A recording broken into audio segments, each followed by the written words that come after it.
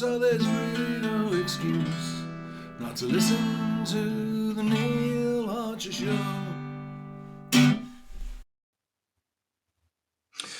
Right, chaps. Well, my video yesterday generated more comments, I think, than I've ever had on single video before. And on reading through, I think that probably I didn't explain myself quite well enough, because I think there were some comments that clearly thought that I'd said something I either hadn't or certainly didn't intend. There are people who have said, "Ooh, whatever happens, it wouldn't affect the Constitution," and I agree, it wouldn't.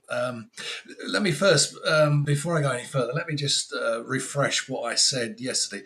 Yesterday, I said that I felt that Trump and the MAGA administration are not releasing the Epstein lists because if they did, it would mean, and I said, the fall of the government. What I meant by that was that if there are so many people involved, which it seems that there probably are, that the government would not be able to function.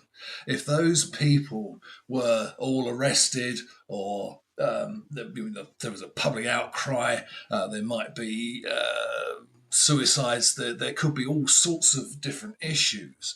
And if enough people were involved, which is entirely feasible, then there wouldn't be sufficient numbers of people left in the government for it to function fully. Now, that doesn't necessarily mean the end of American life as you know it, and the system that you have, and the Constitution. But what it may mean is that for a period of time, the government would not be able to function properly. There might have to be martial law instigated, simply because there would not be sufficient people to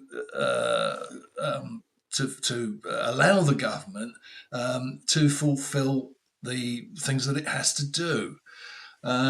So I'm not saying that it would, as I say, that it would destroy America and the American dream, if you like.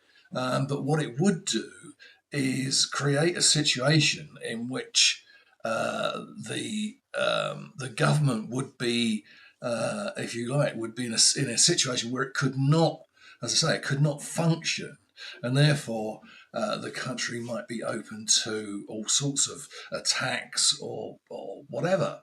That was. I'm not sure whether I'm still getting this across properly. But I also feel that people probably don't realise, you've got to think about, if so let's say 50% of the people within the government, and I'm talking about legislators, bureaucrats, all sorts, are involved in this. The length of time it would take to replace those people, to create a new government that would be fully functioning, could be months, could even be years. I mean, it's one of those, it's a bit imponderable, but that this is what I feel is the reason why, as I say, Trump and the MAGA movement basically can't release the details, because if they did, it would be catastrophic. And I know everybody says, "Oh, we can replace them. They need to be, these people need to be arrested, punished, blah, blah, blah, blah, blah." Well, that's easy to say, but if it becomes a reality and the government grinds to a halt, what do you do then? You can't just replace people overnight. It's quite a long process. Elections would have to be held. I dread to think also the amount of chaos that could result is almost unimaginable.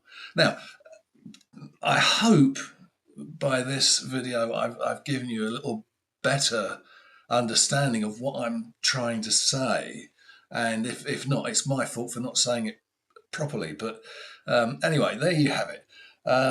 Thank you very much for joining me. Well done if you got this far. And I'll see you on the next one. Cheers for now.